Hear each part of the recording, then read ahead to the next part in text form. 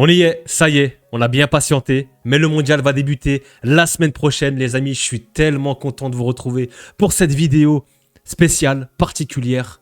Mes pronos pour la Coupe du Monde 2026 qui va débuter dans quelques jours du côté des États-Unis. Trop content de vous retrouver, je suis tellement hype. Et regardez-moi cette merveille. Elle est pas belle, franchement. Je l'ai terminée il y a pas longtemps en Lego. Ça a été un cadeau de ma femme. Merci encore à elle. C'était un pur plaisir de le faire. Ça a pris du temps, mais elle est magnifique. C'est une taille réelle, je pense. Elle est assez lourde. Elle est magnifique. Pourquoi pas aller? Un jour peut-être. Les amis, trop content de vous retrouver. Vous voyez, je porte le maillot de la Tunisie en tant que franco-tunisien, bien évidemment. Je porte la Tunisie dans mon cœur. Pas que. Bien évidemment, il y aura l'équipe de France. Numéro 19, Benzema en tant que madrilène, forcément. Bon, à la maison, il y a d'autres nations qu'on va supporter. Le Maroc, pas trop le choix. Hein, Madame est marocaine, donc ce sera Hakimi ici avec le Maroc. Et aussi pour terminer, alors j'ai un maillot particulier. FCB. Non, je vous rassure, c'est pas le FC Barcelone ni le FC Bayern. C'est le FC Bâle en Suisse. J'habite à Bâle. On va supporter la Suisse. J'ai pas de maillot suisse, mais j'ai un maillot de Bâle qui représente la Suisse. Donc, voici les équipes qu'on va supporter ici à la maison, forcément. Double nationalité pour chacun. Donc, on est parti tranquillement pour les pronos. J'ai le bracket ici, le bracket challenge sur le site officiel de la FIFA. Donc, je vais vous montrer ça. On va faire ça gentiment. Ce sera sous forme de simulation. Alors, on va le faire en fast forward. Hein. Je ne vais pas me bloquer sur chaque équipe, la compo du Qatar, les joueurs, le coach. Non, je vais faire ça un petit peu rapidement. On va se focus sur les grosses nations, celles que je connais. Et il y aura certains groupes, on va le faire assez rapidement à l'instinct. Et on commence sans plus tarder avec le premier groupe, le groupe A, un groupe hyper homogène, j'aime beaucoup. Mexique, Afrique du Sud, Corée du Sud, Tchéquie. Donc c'est un groupe qui est assez homogène, le Mexique qui est à domicile bien évidemment, l'Afrique du Sud qui retourne au mondial depuis 2010 il me semble, la Corée du Sud, moi je me souviens de 2002. Ouais, je me souviens de 2002. Et la Tchéquie, pareil, 2004 à l'Euro. Superbe génération. Voilà, il y a des souvenirs. Hein, j'ai beaucoup de souvenirs qui vont revenir au fur et à mesure. Donc, moi, je partirais sur le Mexique en 1, je pense. La Tchéquie en 2. Je vois quand même la Corée du Sud accrocher la 3e place et l'Afrique du Sud finir 4e. On passe au groupe B. Pareil, c'est un groupe assez homogène. Il y a quand même une équipe qui se détache forcément, la Suisse, la Suisse, je crois, sur tous ces derniers mondiaux, c'est à chaque fois 8e de finale. Ça sort souvent des poules, ça atteint les 8e. Donc la Suisse, c'est assez sérieux, assez costaud, contrairement aux autres équipes. Le Canada qui est à domicile, la Bosnie qui a éliminé l'Italie, on s'en souvient lors des barrages, et le Qatar qui a participé à son mondial en 2022. Le Qatar, je pense, ça va être très compliqué pour eux dans ce groupe. Je vois quand même la Bosnie finir 2e, le Canada 3e et ensuite le Qatar. On passe au groupe C avec le Maroc, bien évidemment, qu'on va supporter, le Brésil, l'Écosse et Haïti. Haïti, ça va être compliqué aussi. Super groupe. Alors déjà, dès la première journée dans ce groupe, ce sera Brésil-Maroc. Hyper intéressant. On va voir tout de suite ce que ça va donner. Alors oui, le Brésil paraît net favori dans ce groupe. Je vous l'accorde. Par contre, attention à cette équipe et cette sélection marocaine, qui pour le coup, en 2022, fait un dernier carré quand même. Ça, c'est jamais arrivé pour une équipe africaine. Ils sont arrivés en finale de leur Coupe d'Afrique. Bon, ils l'ont perdu, ils l'ont gagné, ça, je vous laisse juger. Mais c'est une équipe redoutable, même s'ils ont perdu Regragui, ça reste quand même une équipe hyper impressionnante. L'effectif, on ne le présente plus. Il y a du Achraf Hakimi, bien évidemment, le capitaine Bouhaddi, qui a choisi de rejoindre la sélection marocaine au détriment de la France.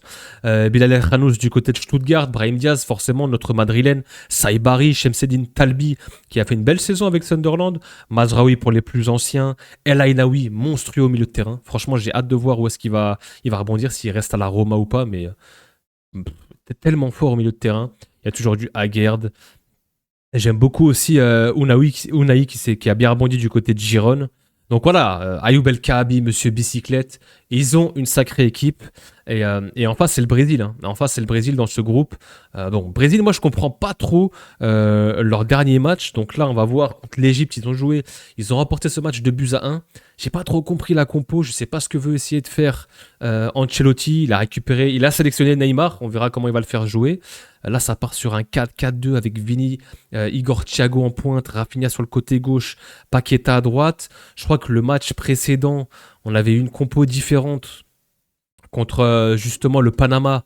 C'était un 4-2-3-1, voilà, avec Rafinha en 10, donc avec Cunha en pointe. On ne sait pas encore comment va arriver cette équipe du Brésil. Pour moi, elle n'est pas encore au point, je trouve. Il y a encore un certain flou dans l'animation et comment Ancelotti va faire évoluer cette équipe. Honnêtement, moi, je pars sur Maroc premier. Maroc premier, ce groupe, assez largement, je pense que ils vont réussir à faire un résultat contre le Brésil et ensuite ils vont enchaîner. Il y aura peut-être un match nul contre l'Écosse, c'est une équipe qui est redoutable.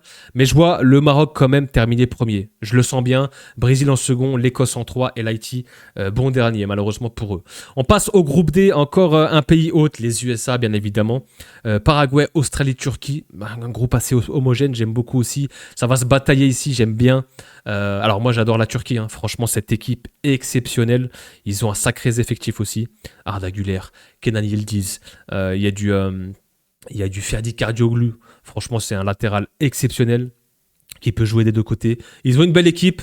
Bon ça rame un petit peu, j'essaie de vous montrer l'effectif, mais ça rame un petit peu. Je sais pas pourquoi d'ailleurs. Voilà, ça revient. Le jeune Canozun aussi, hein, hyper intéressant, le joueur de l'Eintracht Francfort, le milieu offensif. Par moment, il peut même jouer attaquant, buteur, mais on verra. Mais en tout cas, j'aime beaucoup Kokcho aussi, du côté de Beşiktaş. Il y a du Yılmaz, Arthur Koglu. Voilà, il y a une belle génération. Çalhanoğlu est blessé, je ne sais pas s'il sera de retour à temps pour le mondial. Mais en tout cas, il y a une belle équipe de jeunes. Et la Turquie, moi, ce sera une petite équipe sensation, je pense, lors de ce mondial. Je les vois terminer premier de leur groupe. Attention. Ensuite, je vois quand même le Paraguay. Alors apparemment, le Paraguay, ils ont fait des grosses qualifs, je crois. Ils ont bien terminé, j'ai cru voir. Je partirais quand même sur les États-Unis en deux, le Paraguay et l'Australie. Parce que les États-Unis, quand même, il y a aussi un bel effectif. Du côté des States de Mauricio Pochettino, quand on regarde aussi Pulisic, Malik Tillman, Robinson qui a mis un but dingue, je ne sais pas si vous l'avez vu, une reprise de volée téléguidée en mode sniper exceptionnel lors du dernier match, du Tyler Adams, ils ont Balogun aussi, Timothy Weah, pareil, il y a pas mal de jeunes, Sergio Dest qui est toujours présent aussi, McKennie, ils ont une belle équipe aussi, ils ont une très très belle équipe, après on verra ce que ça va donner sous Pochettino, mais voilà, ce groupe je le vois s'articuler comme ça, Turquie en 1, USA, Paraguay et Australie. On passe au groupe E, waouh, quel groupe aussi, Allemagne, Curaçao, Côte d'Ivoire, Équateur. Là, ça va faire des étincelles, les frérots. Attention à ce groupe. On a vu la Côte d'Ivoire qui a battu l'équipe de France. Pépite aussi, ils ont pas mal de joueurs. Quelle équipe d'Emers Faé. Va falloir compter sur eux. Ils vont avoir vraiment un rôle à jouer dans ce groupe. Moi, je les enterre pas. L'Équateur, est-ce qu'on doit les présenter, les gars? L'Équateur, c'est une équipe de tueurs. C'est une équipe d'assassins. Ils ont vraiment un effectif de fous, eux aussi. Les Moses Caicedo, Pacho, Hincapié, Ordóñez, Estupiñán, rien que ça. Kendry Páez aussi, super joueur. Non, vraiment, les gars, c'est une équipe hyper solide. Il va falloir se méfier d'eux. Il va falloir se lever très très tôt pour les bouger, l'Équateur. Hein. C'est très costaud, très solide. Ça prend très peu de buts. Donc, l'Allemagne aussi, on les connaît. Pour moi, c'est une équipe bourrée de talent. Maintenant, est-ce que l'Allemagne, ces derniers temps, en Coupe du Monde, ça choque un petit peu. Ils ont choqué les dernières compétitions. Honnêtement, je vois quand même l'Équateur terminer premier. Parce que c'est une équipe redoutable et ils vont réussir à remporter des matchs 1-0. Je pense contre l'Allemagne, ils vont galérer. Les Allemands vont galérer. Je pense contre la Côte d'Ivoire, ça peut finir en match nul. Je vois l'Équateur, je vois l'Allemagne et ensuite la Côte d'Ivoire peut-être en meilleur troisième. Donc je vois un petit peu le groupe E finir comme ça. On passe au groupe F, la Tunisie. On est là, on est présent. On a pris un petit 5-0 contre la Belgique. Mais tout va bien, tout va bien. L'équipe de la Mouchi qui va se présenter à ce mondial, ça paraît compliqué. Hein. Honnêtement, les gars, les Tunisiens, on est vraiment, vraiment dans un groupe hyper compliqué. La Suède d'Isaac, Elio Keres, le Japon, une nation vraiment qui pratique un super football assez particulière, j'aime beaucoup. Et je serai derrière le Japon aussi. J'ai pas sorti le maillot, mais c'est une équipe que je porte dans mon cœur, bien évidemment. Depuis mon voyage, je porte vraiment cette nation dans mon cœur. Et les Hollandais. Donc, comment va s'articuler ce groupe? Je vois quand même les Pays-Bas ou le Japon peut-être terminer premier, mais je partirai sur le Japon, les gars. Ce sera un petit peu freestyle, hein, je vous dis tout de suite. C'est mes pronos, je suis un petit peu à l'arrache, j'ai pas trop révisé, mais je pars sur cette simulation-là. Le Japon terminera premier, ensuite les Pays-Bas, la Suède et malheureusement nous les Twins. Eh ben, je pense qu'on va finir bon dernier parce qu'on est tout simplement pas au niveau. Le groupe G, la Belgique, l'Égypte, l'Iran et la Nouvelle-Zélande.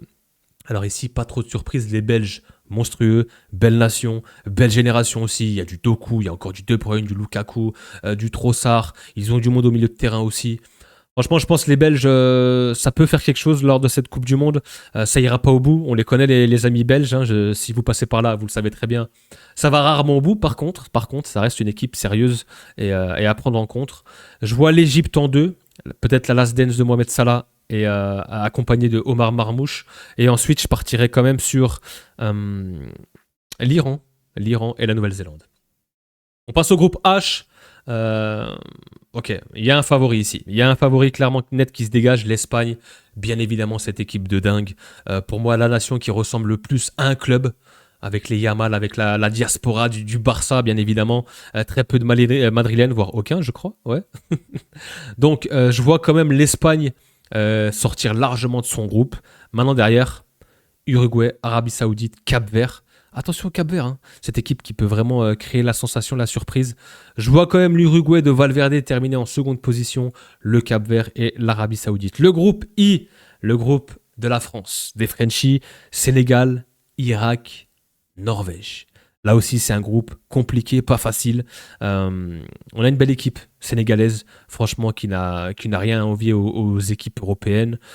Pareil, il y a une très très belle nation, il y a une très belle génération, emmenée par un leader comme Sadio Mané, la première d'Erling Haaland avec la Norvège. Il y aura des histoires à raconter, hein, il y aura de la narrative, les gars. Hein. Et l'équipe de France, bien évidemment, on est aussi favori.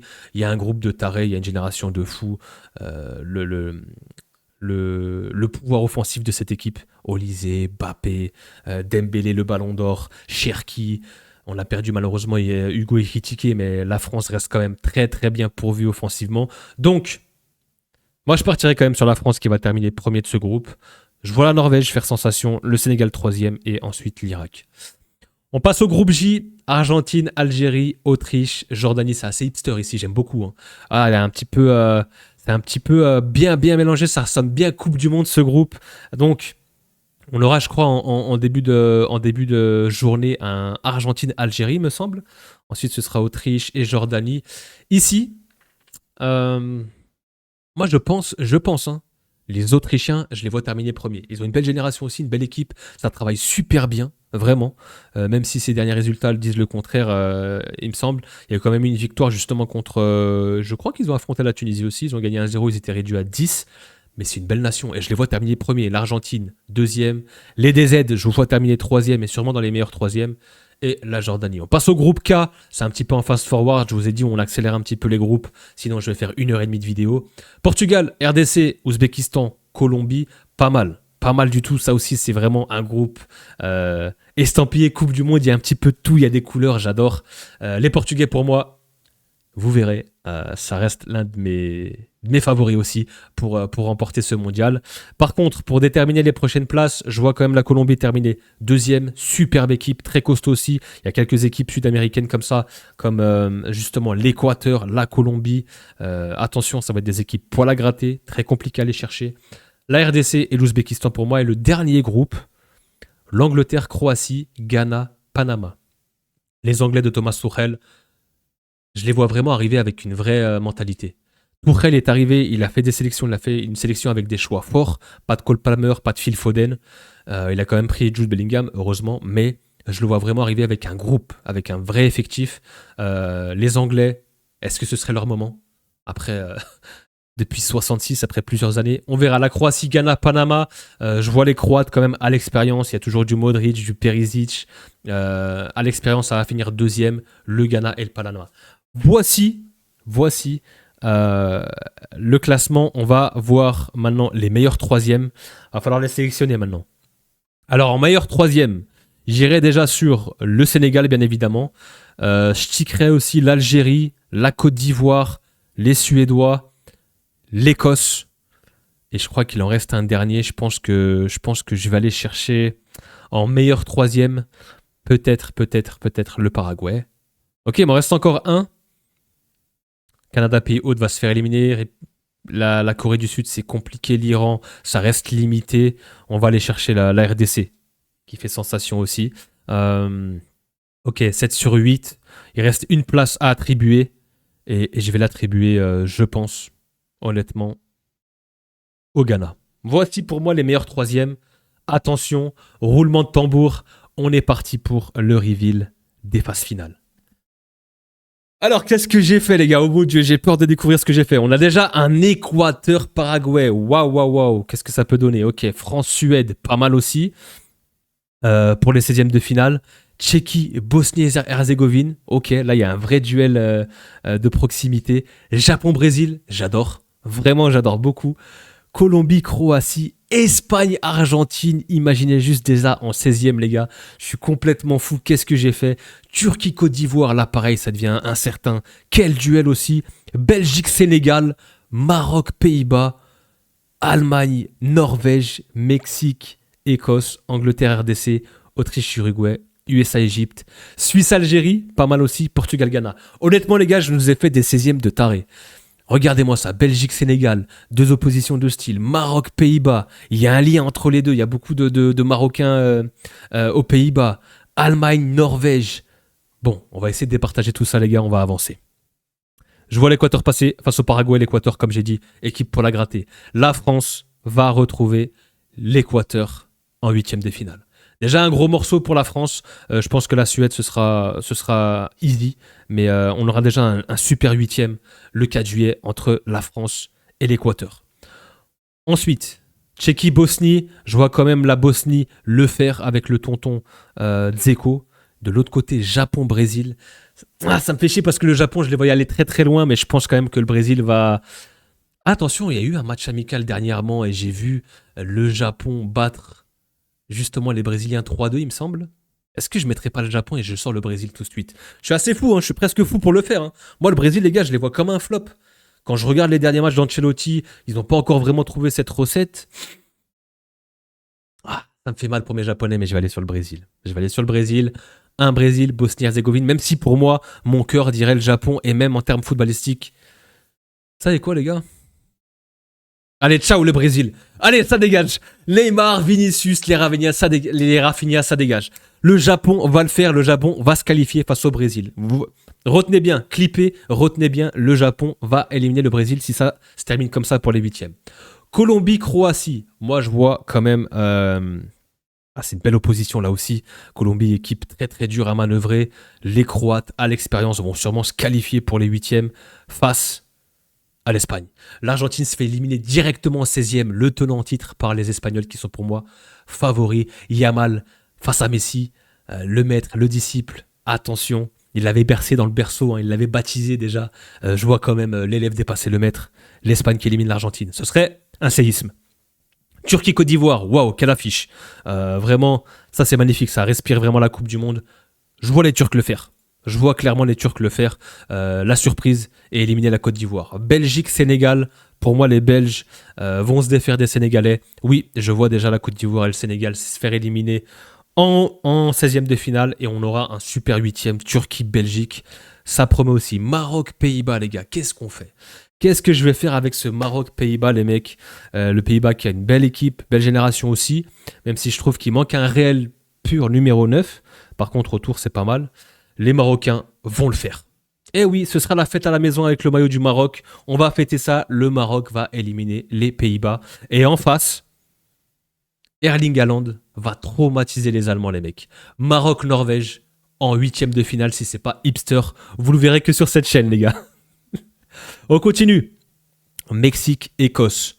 Ok, je vois l'Écosse de McTominay et compagnie John McGinn se défaire du pays hôte, les Mexicains, l'Écosse en 8e de finale. C'est une des surprises, bien évidemment, face à l'Angleterre. Waouh, qu'est-ce que je suis en train de faire, les gars? Qu'est-ce que je suis en train de faire? Est-ce que j'ai besoin de vous rappeler qu'est-ce qui s'est passé entre l'Écosse et l'Angleterre? La bataille de Culloden. En plus, en ce moment, je suis en train de regarder Outlander. Exceptionnel, petite parenthèse, cette série est incroyable, si vous kiffez ça. Waouh, waouh, waouh, qu'est-ce que je suis en train de faire? Ça promet la guerre, hein, Écosse-Angleterre. Qu'est-ce que je suis en train de faire, les gars? Autriche-Uruguay, je vois les Autrichiens passer. Franchement, ils sont beaucoup trop solides. L'Uruguay, c'est un petit peu limité, je pense, dans le projet de jeu. Les États-Unis vont passer aussi. On aura un Autriche-États-Unis en huitième. C'est pas mal, hein. C'est franchement des huitièmes assez peu ordinaires. La Suisse va battre l'Algérie. Et je vois le Portugal, un joli Portugal-Suisse. Beaucoup de Portugais aussi qui habitent en Suisse. Il y a beaucoup de narratives, hein. Il y a beaucoup d'histoires dans dans mes huitièmes là. Ok, on continue. La France va se qualifier. Un petit but à zéro, un but sur corner. Ça va être compliqué face à cette grosse défense équatorienne. Ce sera face au Japon. Imaginez juste un quart de finale France-Japon. Moi, je signe tous les jours. Ensuite, on aura aussi en huitième Croatie-Espagne. Moi, comme je vous ai dit, l'Espagne, ça va éliminer tout le monde. Ça va arriver dans le dernier carré, peut-être en finale. Mais l'Espagne, c'est trop fort. C'est l'équipe, comme j'ai dit, qui ressemble plus à un club. Ils vont vraiment terrasser tout le monde. Ça va être compliqué de les sortir. Turquie-Belgique. Aïe, aïe, aïe, Turquie-Belgique. Est-ce que la Turquie crée la sensation et la surprise? La Belgique, beaucoup trop fort, va éliminer les Turcs, je pense. La Belgique a l'expérience avec les Kevin De Bruyne, les Lukaku. On aura un Espagne-Belgique, les gars. Oui, vous rêvez pas. Un Espagne-Belgique en quart de finale. Ça promet déjà. Maroc-Norvège. Ok.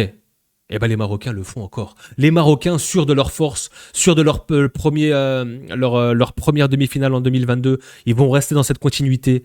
Le Maroc élimine Erling Haaland de la Norvège. Ça file en quart de finale pour les Marocains. Ça sera la fête aussi ici à la maison. On va fêter ça. Ce sera face aux Anglais, bien évidemment, parce que les Écossais, comme à la bataille de Culloden, ils se sont fait avoir. Ils se sont fait avoir, ils ont perdu cette bataille. Ils perdront celle-ci aussi des 16e, des 8e, pardon. Le 5 juillet, les Anglais vont se défaire des Écossais. Autriche, États-Unis.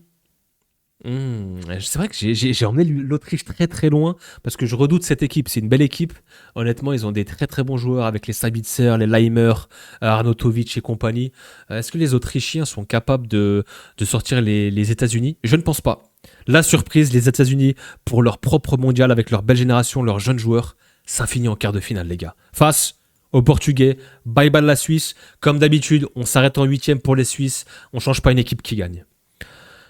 Les gars, on a les quarts de finale. France-Japon, Espagne-Belgique, Maroc-Angleterre, États-Unis-Portugal. Qu'est-ce que je suis en train de nous faire, les gars? Ok, on va commencer par en bas pour changer. Les Portugais qui se hissent en demi-finale. Logiquement, ils vont éliminer. Ils n'auront pas trop de mal à se défaire des Américains. La marche sera beaucoup trop haute pour les États-Unis. Et ce sera aussi le cas pour le Maroc. Les Anglais vont filer en demi-finale face au Portugal. Là, on va avoir une vraie affiche.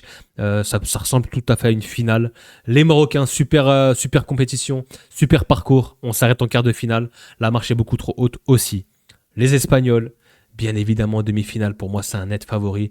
La Belgique, ça suffira pas. Un match serré, je pense, mais les Espagnols, grâce à Oyarzabal, en fin de match, va pouvoir hisser les Espagnols en demi-finale. Ce sera contre la France, les mecs. On arrive au dernier carré. France, Espagne, Angleterre, Portugal. Finalement, mon dernier carré a de la gueule quand même. On est d'accord. On prend notre revanche. On prend clairement notre revanche sur les Espagnols, les gars. Contrairement par rapport à ce qui s'est passé à l'Euro, je pense qu'on les élimine. On a un meilleur effectif, on n'a pas un meilleur collectif. Ça, c'est sûr, l'Espagne a le meilleur collectif. Par contre, on a le meilleur effectif. Et je pense que nos individualités et la solidité va faire la différence. On les sort. Moi, j'ai le souvenir du 5-4. J'étais à Stuttgart pour voir ce match. L'Espagne est au-dessus. Mais je vois quand même la France aller en finale de Coupe du Monde avec un Mbappé stratosphérique, avec un Michael Olise et un Ryan Cherki qui va animer les débats. Oui, oui, oui, je vois la France arriver en finale. Ce sera face aux Portugais. On aura la finale de l'Euro 2016, les gars. France-Portugal. L'Angleterre qui se fait éliminer par Cristiano Ronaldo. Oui, oui. La marche sera trop haute. Cristiano, il a une histoire à terminer. Il y a une narrative. Il veut terminer le jeu. Et malheureusement, ça me fera mal au cœur. Mais pour moi, mon vainqueur de la Coupe du Monde 2026, les gars, c'est le Portugal. de Cristiano Ronaldo. Voici ma simulation, c'est parti un petit peu dans tous les sens. J'ai beaucoup aimé mes 16e et mes 8e. Il y a beaucoup d'histoires et de narratives à raconter. Voilà, c'est vraiment des prolos et un parcours un petit peu à l'arrache. Je l'ai fait en mode simulation. J'ai pas eu le temps vraiment de bosser sur toutes les nations. Mais voilà, je vois bien hein, ce genre de parcours se créer. Le Portugal a une équipe exceptionnelle. Le milieu de terrain, Bruno Fernandes, João Neves, Vitinha, c'est le meilleur milieu de terrain du mondial. T'as un CR7 devant, tu peux avoir des Leao en tant que lieutenant. T'as Nuno Mendes aussi côté gauche. Il y a une très très belle équipe du côté du Portugal. Je les vois aller au bout et remporter ce mondial. Et le premier justement pour Cristiano Ronaldo qui va rejoindre Messi avec sa Coupe du Monde aussi, et il aura fini le game.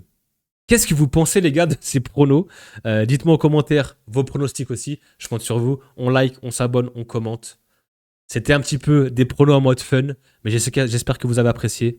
Et nous, on se revoit bien évidemment pour le début de la Coupe du Monde la semaine prochaine. Prenez soin de vous, les gars. Peace.